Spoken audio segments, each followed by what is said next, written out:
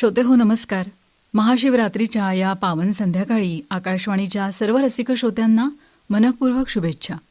आजचा दिवस हा भक्तीचा, जागरणाचा, श्रद्धेचा आणि मनाला शांत करणाऱ्या एका विलक्षण अनुभूतीचा दिवस आहे. महाशिवरात्री म्हटलं की आपल्या मनात नेमकं काय येतं?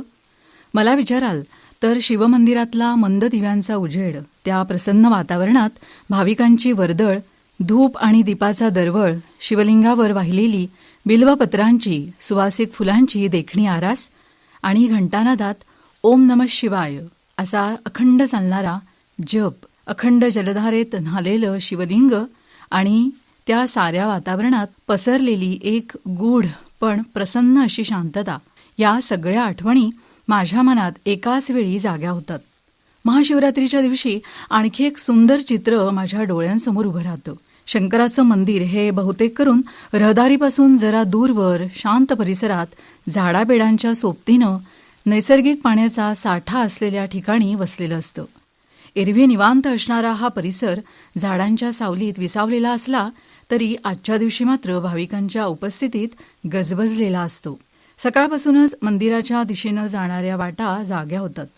हातात सुवासिक फुलं, बेलपत्र, दूध, पाणी घेऊन येणारे भक्त हर हर महादेव अशा घोषात मंदिराचा परिसर भारून टाकतात. एरवी शांत असलेली ही जागा आजच्या दिवशी श्रद्धेच्या लहरींनी गजबजलेली असते. या गजबजाटातही एक सात्विक सौंदर्य अनुभवता येतं. गर्दी असली तरी मनातली भावना मात्र शांत असते.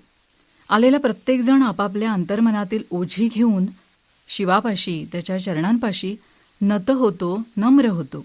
मंदिराचा तो दूरवरचा परिसर आजच्या दिवशी खुणावतो, अधिक जवळचा वाटतो आणि महाशिवरात्रीच्या या पावन संध्याकाळी त्या मंदिराच्या पायऱ्यांवर उभं राहिल्यावर असं जाणवतं की आपण केवळ दर्शनासाठी नाही तर स्वतःच्या आतल्या शांततेच्या शोधासाठी इथं आलो आहोत. मंडळी, काही दिवसांच्या खास आठवणी आपल्या बालपणाशी निगडीत असतात. हमखास त्या दिवशी त्या मनावर तरंगायला लागतातच. असंच महाशिवरात्री म्हटलं की देवळातली एक लहानपणीची आठवण आजच्या दिवशी फार दाटून येते. आमच्या घरात माझे आजोबा या दिवशी सकाळी लवकर उठून सगळी आन्हिकं, घरातली देवपूजा आटपून घरापासून 2 किलोमीटर लांब असलेल्या आमच्या गावातल्या सिद्धेश्वराच्या मंदिरात सेवा म्हणून शंकराला प्रिय असलेलं रुद्र म्हणायला जायचे. आणि विशेष म्हणजे या वाटेवर त्यांच्याबरोबर जाण्याची संधी मला अनेकदा मिळायची. लाल मातीचा रस्ता तुडवत निर्जन वाटेवरून जाताना मंदिराजवळ पोहोचताच जाणवणारी ती प्रसन्नता आजही आठवली की मनाचा एक कोपरा शांत होतोच. मंदिराचं ते गर्भगृह लहानसंच पण अतिशय पवित्रतेनं भारलेलं. तिथं गेल्यावर शिवमहिम्न स्तोत्र आणि रुद्राची आवर्तनं सुरू झाली की त्या मंत्रांच्या लयीत एकाएकी मन निरभ्र, नितळ होऊन जाई. बाहेरचं जग, विचारांची गर्दी सगळं काही विसरून कुठंतरी मागं पडायचं. आवर्तनं संपली की मंदिरात उपस्थित असलेल्या सर्व भाविक भक्तांना दुपारी प्रसाद आवर्जून दिला जायचा. उपवासाची बटाट्याची भाजी आणि नारळाच्या रसात गूळ घालून केलेली शिकरण, तीही गावातील बागेतल्या गावठी केळींची. आहाहा, त्या प्रसादाची चव आजही जिभेवर रिंगाळते. खरंच लहानपणी छोट्या छोट्या गोष्टींचं आम्हाला कोण अप्रूप असायचं आणि म्हणूनच त्या आठवणी केवळ स्मृतिरंजन म्हणून न राहता त्या आपल्या मनाच्या मंदिरातल्या देव्हाऱ्यात जपून ठेवलेल्या साखर खोबऱ्याच्या प्रसादा इतक्याच गोड असतात. महाशिवरात्र ही पूजा अर्चेबरोबरच अशा निर्मळ आठवणी जाग्या करून आपल्या मनावरची स्वार्थी पुटं दूर करून ते पुन्हा नितळ करतं, मन शुद्ध करतं. देवघरात महादेवांची आपल्या मंद हास्यानं आश्वस्त करणारी रेखीव, सुबक अशी मुखप्रतिमा होती. तिच्या गळ्यातील नागदेवता, जटेत चंद्राची कोर आणि गंगेच्या पाण्याची वाहणारी संततधार, कपाळावरील भस्माच्या 3 रेघा अशांनी ती माझं लक्ष वेधून घ्यायची. चेहऱ्यावर विलक्षण समाधान विलसत असलेल्या त्या मूर्तीकडे पाहिल्यावर एक अनामिक असा आधार वाटायचा. आजोबा म्हणायचे, शिव म्हणजे फक्त देव नाही, शिव म्हणजे शांतता, स्थैर्य आणि आपल्या आतला आधार. त्या वाक्याचा अर्थ तेव्हा पूर्ण कळायचं तेव्हाही नव्हतंच, पण त्या शब्दांचा गारवा मात्र मनात उतरायचाच. महाशिवरात्रीच्या रात्री गावातील लोक एकत्र जमून छोट्या पणत्या लावून दीपोत्सव साजरा केला जायचा. जागरण करण्यासाठी भजनाचा मेळ रंगायचा. गावातील लोक भक्तिभावानं शिवशंकराचं गुणगान करताना तल्लीन होऊन जायचे, तर कुणी फक्त डोळे मिटून शांत बसत असत. ते शांत बसायचे ते ध्यानधारणा करून शिवाची आराधना करण्यासाठी. आपल्या आयुष्यात कितीही धावपळ असली तरी अशी एक रात्र असावी जी आपल्याला थोडा वेळ थांबून स्वतःकडे पाहायला शिकवते, शिवासारखं स्थिर व्हायला शिकवते. म्हणूनच जीवाकडून शिवाकडे पोहोचण्यासाठी, सोहम तत्व समजून घेण्यासाठी, या आदियोगींची कृपा प्राप्त करण्यासाठी महाशिवरात्री ही एक विशेष रात्र धार्मिक परंपरा म्हणून अनादी काळापासून आपण पूजतो आणि उत्सव म्हणून साजरी करतो. मंडळी, शिवाला संहारक म्हणून ओळखलं जातं. उत्पत्ती, स्थिती आणि लय या 3 अवस्थांमधून सृष्टीचा, या विश्वाचा डोलारा सांभाळला जातोय. भारतीय तत्वज्ञानात सृष्टीचा विचार अतिशय व्यापक आणि सुंदर रीतीनं केलाय. ही चराचर सृष्टी निर्माण होते, टिकते आणि शेवटी एका अवस्थेत विलीनही होते. उत्पत्ती म्हणजे निर्माण शक्तीचं आधिपत्य ब्रह्मदेवांकडे मानलं गेलंय. ब्रह्मदेव सृष्टीची रचना करतात, नव्या जीवनाचा आरंभ करतात. स्थिती म्हणजे पालन आणि संरक्षण. ही जबाबदारी भगवान विष्णूंची. विष्णू देवता सृष्टीचं संतुलन राखतात, धर्म टिकवतात आणि जीवनाचा प्रवाह सुरळीत चालू ठेवतात. आणि तिसरी अवस्था आहे लय, म्हणजेच विलीन होणं, अंत. पण हा अंत नाशासाठी नसतो, तो नव्या आरंभासाठी असतो. ही लयशक्ती महेशाची म्हणजेच भगवान शंकरांची मानली जाते आणि म्हणूनच शिवाला संहारक म्हटलं जातं. पण त्यांचा संहार हा विनाशक नाही, तर परिवर्तनकारक आहे. जुनं संपवून नव्याला मार्ग देणारी ती एक महान प्रक्रिया आहे. आणि म्हणून महाशिवरात्रीच्या दिवशी आपण शंकराचं पूजन करतो. या शिवपूजनातून शिवतत्व उमजत जातं की जीवनात निर्माण आणि पालन जितकं आवश्यक आहे तितकंच आवश्यक आहे ते परिवर्तन, वैराग्य आणि अंतर्मुख होणं. शिव म्हणजे सृष्टीच्या लयामधून नव्या जागृतीकडे नेणारी शक्ती. म्हणून संहारक मानली जाणारी ही शिवशक्ती सर्वात दयाळू आणि सर्वात मोठी दाता देखील समजली जाते. असं म्हटलं जातं की महाशिवरात्री ही ग्रहणशीलतेची रात्र आहे. ग्रहणशीलता म्हणजे मन अधिक स्वीकारक्षम, संवेदनशील होणं. या दिवशी भौतिक आणि पारलौकिक जगामधील सीमारेषा धूसर होते. म्हणजेच रोजच्या व्यवहाराचं जग आणि अध्यात्माचं जग या दोघांमधल्या अंतराचा पडदा थोडासा बाजूला सरकतो. त्यामुळंच या रात्री ध्यान, जप, उपवास आणि जागरण यांना विशेष महत्त्व दिलं जातं. मनात साठलेले विचार, चिंता, अहंकार यांचा अंधार दूर करून शिवतत्वाशी जोडण्याची ही संधी आहे. या दिवशी उपवास करण्याची परंपरा फार प्राचीन काळापासून सुरू आहे. पण हा उपवास केवळ शरीराला कष्ट देण्यासाठी नाही. उपवासाचा खरा अर्थ उपवास म्हणजे देवाच्या अधिक जवळ, शिवतत्वाच्या सान्निध्यात वास करणं असं आहे. आपण रोजच्या आयुष्यात इच्छा, सवयी, गरजा यामध्ये इतकं गुंतून जातो की मनाला क्षणभर थांबायला वेळच मिळत नाही. उपवास हा त्या धावपळीला काही काळ विराम देतो. आपलं शरीर हलकं होतं, मन अधिक शांत होतं आणि ध्यान, जप, पूजा यासाठी अंतर्मन तयार होतं. उपवास हा संयमाचं प्रतीक आहे. शिव हे वैराग्याचे देव आहेत, कैलासावर निवांत आहेत आणि साधेपणात ते महान आहेत. म्हणून शिवाचे भक्त या दिवशी साधेपणा स्वीकारून आहार कमी करून मन अधिक निर्मळ करण्याचा प्रयत्न करतात. उपवासामागचा उद्देशच हा आहे की शरीरापेक्षा मन महत्वाचं आणि मनाला स्थिर करण्यासाठी संयम महत्वाचा. एक दिवस बाहेरच्या भोगांपेक्षा आपलं मन, आपली श्रद्धा या शिवाला समर्पित करताना उपवासाबरोबरच या दिवशी जागरणालाही विशेष महत्त्व दिलं जातं. भजन, कीर्तन याबरोबरच ओम नमः शिवाय असा अखंड जप या दिवशी सुरू असतो. जागरण म्हणजे जागृत होणं, अंतर्मुख होणं. आपल्या चेतनेला जागं करण्यासाठी अंधाऱ्या काळोखात दिवा लावावा तशी मनाच्या आत एक जागृतीची ज्योत पेटवण्याची ही संधी. शिव हे ध्यानाचे देव, स्थिरतेचं प्रतीक. त्यामुळे आदियोगी म्हणून या रात्री जागरण करून भक्त स्वतःला त्या स्थिरतेशी जोडण्याचा प्रयत्न करतात. ध्यान, जप, साधना यांचा परिणाम अधिक खोलवर होतो हे आधुनिक विज्ञानानं देखील मान्य केलंय.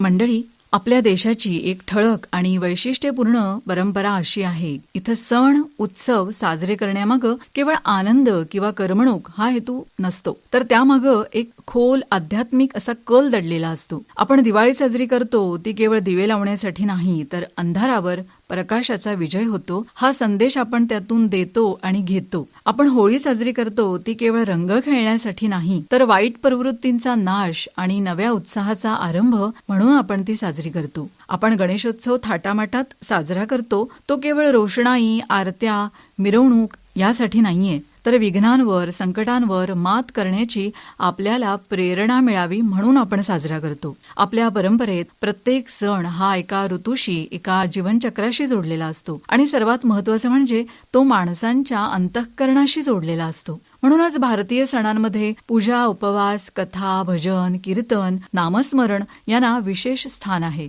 आपल्या संस्कृतीत जीवन हे फक्त भौतिक गरजांपुरतं मर्यादित नाहीये, त्या पलीकडे एक आध्यात्मिक आयाम आहे जो मानवी मनाला स्थैर्य देतो, शांतता देतो आणि आपल्या जीवनाला अर्थ देतो. म्हणूनच या अशा सणांच्या निमित्तानं आपण या सगळ्याची एक प्रकारे उजळणीच करतो आणि अंतर्मुख होऊन देवाच्या स्मरणात स्वतःला जोडतो. साधनेची ही रात्र म्हणूनच बाहेरच्या गोंगाटापेक्षा आतल्या शांततेकडे नेणारी, उपवास, जागरण, अभिषेक या सर्व विधींच्या रूपानं मन शुद्ध करणारी अशीच आहे. शिव ही वैराग्याची देवता कैलास पर्वतावर ध्यानस्थ अवस्थेत बसलेली आहे. त्यांच्या हातात डमरू आहे जो काळाच्या लयीचं प्रतीक आहे. त्यांच्या कपाळावर चंद्र आहे जो शांततेचं प्रतीक आहे. त्यांच्या जटांमध्ये गंगा आहे जी पवित्रतेचं प्रतीक आहे आणि त्यांच्या गळ्यात नाग आहे जो निर्भयतेचं प्रतीक आहे. आणि मंडळी, सर्वात महत्वाचं म्हणजे भगवान शंकरांच्या अंगावर भस्म असतं ते ना एक महान तत्वज्ञान सूचित करतं.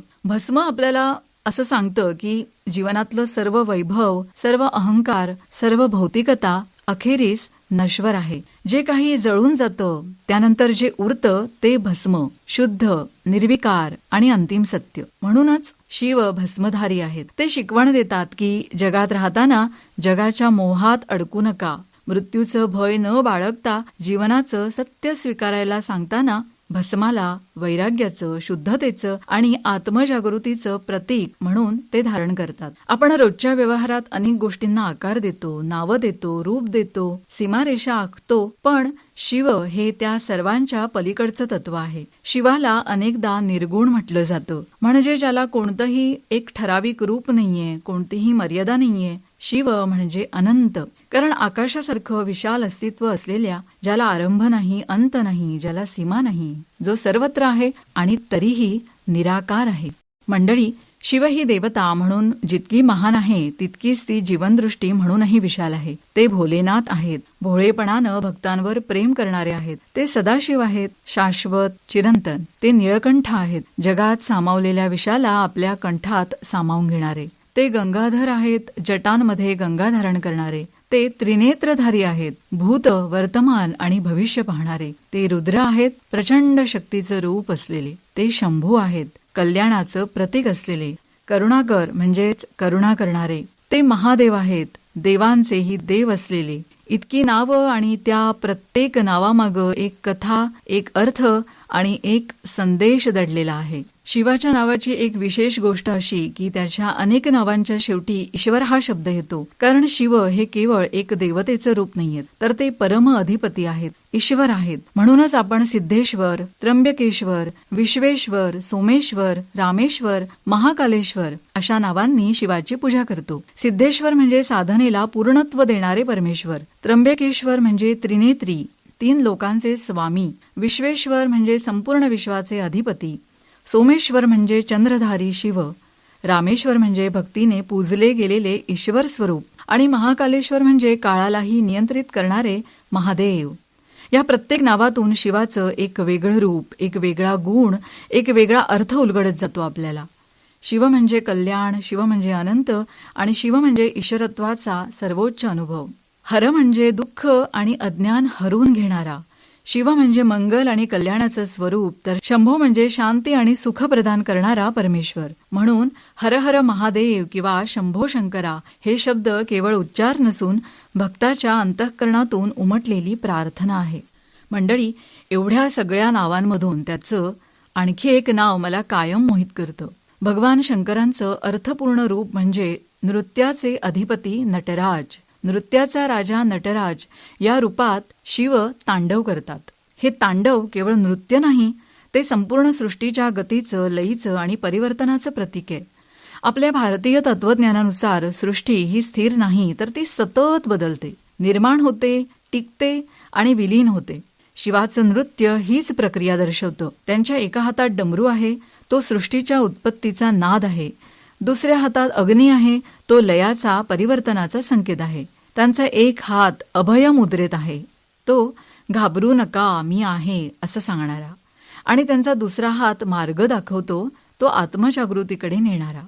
या नटराजाच्या पायाखाली अपस्मार नावाचा राक्षस दाखवला जातो, तो अज्ञानाचं प्रतीक आहे. शिव त्यावर पाय ठेवून जणू सांगू पाहतात की ज्ञानाचं नृत्य अज्ञानावर विजय मिळवतं. म्हणूनच नटराज शिव हे केवळ कलाकार नाहीयेत, तर ते या विश्वाच्या लयीचे सूत्रधार आहेत. विश्वाच्या नृत्यातील अनंत लय म्हणजेच या संपूर्ण चराचरात सामावलेलं शिवतत्व. एक गोष्ट आपल्या सर्वांच्या माहितीकरता सांगावीशी वाटते. प्रत्येक महिन्यात कृष्ण पक्षातील चतुर्दशी तिथीला शिवरात्र असते. म्हणजेच दर महिन्यात एकदा शिवपूजनाची ही पवित्र संधी आपल्याला मिळतेच. मात्र या सर्व शिवरात्रींमध्ये माघ महिन्यात येणारी कृष्ण पक्षातली चतुर्दशी ही विशेष मानली जाते. म्हणूनच तिला महाशिवरात्र असं म्हटलं जातं. वर्षभरातील इतर शिवरात्रींपेक्षा या रात्रीला अधिक आध्यात्मिक महत्त्व प्राप्त झालंय, कारण असं मानलं जातं की या रात्री शिवतत्व अधिक जागृत होतं. म्हणून भाविक उपवास करतात, रात्रभर जागरण करतात, अभिषेक करतात आणि ओम नमः शिवाय असा अखंड जप करतात, ते भक्तीचा परमोच्च क्षण अनुभवण्यासाठी. शंकरांच्या भक्तांमध्ये रुद्राक्षाला फार पवित्र मानलं जातं. त्यांच्या गळ्यामध्ये ते धारण करतात, ते शिवतत्वाची आठवण आपल्याला सतत राहावी म्हणूनच. भगवान शंकरांच्या गळ्यात रुद्राक्षाची माळ असते, ती त्यांच्या योगी स्वरूपाचं प्रतीक आहे. रुद्र म्हणजे शंकर आणि अक्ष म्हणजेच अश्रू. अशी श्रद्धा आहे की शिवाच्या ध्यानामधून पडलेल्या अश्रूंमधून रुद्राक्ष या वृक्षाचा जन्म झाला. म्हणूनच ते करुणा, तपस्या आणि साधनेचं चिन्ह मानलं जातं. भोलेनाथ स्वतः रुद्राक्ष धारण करून भक्तांना सांगतात, जीवनात खरा अलंकार म्हणजे संयम, वैराग्य आणि शिवस्मरण. अनेकांना प्रश्न पडतो की भगवान शंकरांना लिंग स्वरूपात का पुजतात? संस्कृतमध्ये लिंग म्हणजे चिन्ह किंवा प्रतीक. शिवलिंग हे शिवाच्या निराकार अनंत स्वरूपाचं प्रतीक आहे. पुराणात अशी कथा आहे की ब्रह्मा आणि विष्णूंना त्यांच्या श्रेष्ठत्वाचा अहंकार झाला होता आणि त्यानंतर एक प्रचंड ज्योतिस्तंभ प्रकट झाला, ज्याचा ना आरंभ दिसे ना अंत. तेच शिवाचं हे अनंत रूप पुढे शिवलिंग म्हणून पूजलं गेलं. मंडळी, पौराणिक कथांनुसार माता पार्वतीनं भगवान शंकरांना पतिरूपात प्राप्त करण्यासाठी अत्यंत कठोर तपस्या केली होती. तिने उपवास केला होता, शिवपूजन केलं आणि अखंड जागरण केलं. शिवाला बिल्वदल म्हणजेच बेलपत्र अर्पण केलं, जल वाहिलं आणि मनोभावे प्रार्थना केली की हे भोलेनाथ, माझ्या भक्तीचा स्वीकार करा. तेव्हा शिव प्रसन्न झाले.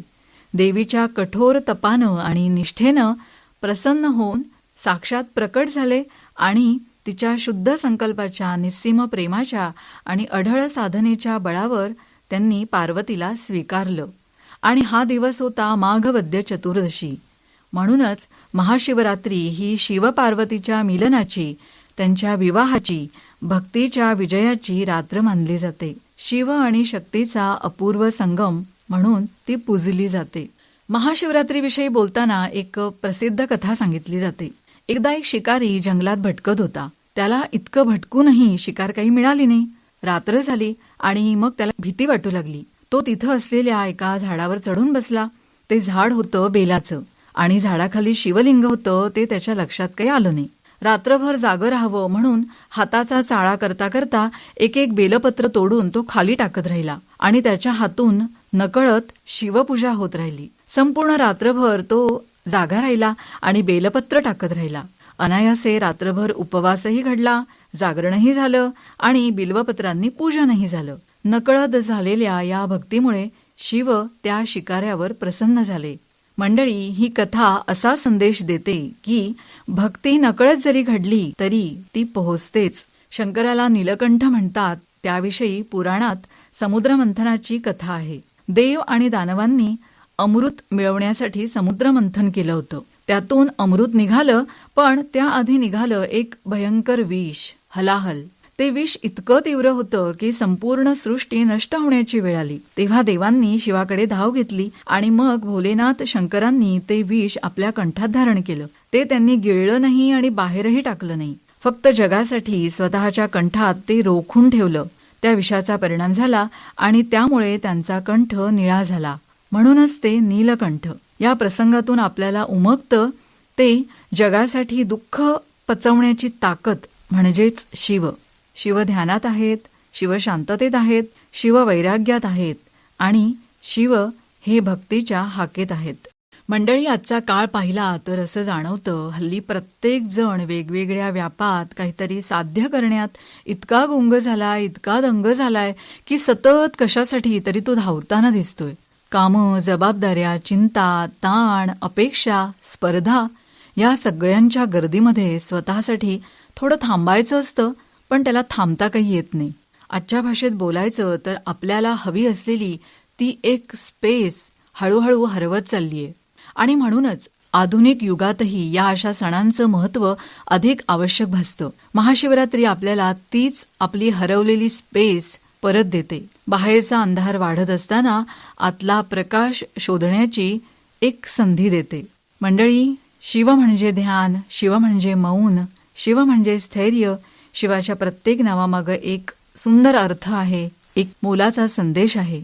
शिव म्हणजे संहारक नाही, शिव म्हणजे कल्याण करता. शिव या शब्दाचाच अर्थ आहे मंगल, कल्याण, शुभ.